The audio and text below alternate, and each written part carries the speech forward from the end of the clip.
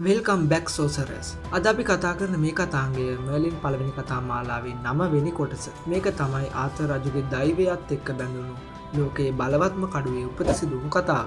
මේ කොටස නම් කරලා තිබුණේ එක්ස්කැලිබර් කියලා. පියෙකුගේ අතීතයේ වල දැමූ පාපයක් අවුරුදු 20කට පස්සේ මලවුන්ගෙන් නැගිටලා ඇවිත්. මේක තමයි ඒ පලි ගැනීමේ කතාව. හිතන්නකො මෙහෙම ආතර් කුමාරයා තමන්ගේ ජීවිතයේ වැදගත්ම දවස සමරනවා. මුළු රාජ සභාවම සතුටින් පිරීලා.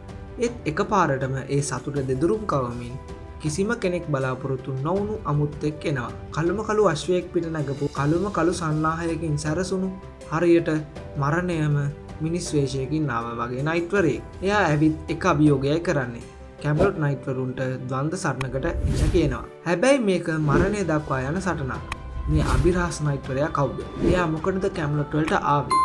මේ හැමදේම පිටිපස්සේ තියෙන්නේ උත්තර රජතුමාගේ අතීතයේ හංගපු කවදාවත් එළියට එමක් නැහැ කියලා හිතපු බිහිසුණු රහසක්. අද අපි මේ කතාවේ අහුමුළු වශයෙන් හැංගිලා තියෙන හැම හැඟීමක් ගැනම හැම රහසක් ගැනම කතා කරන්නයි යන්නේ. ඉතින් ඒ පුරාවෘත්තය ගැන අද කියවමු.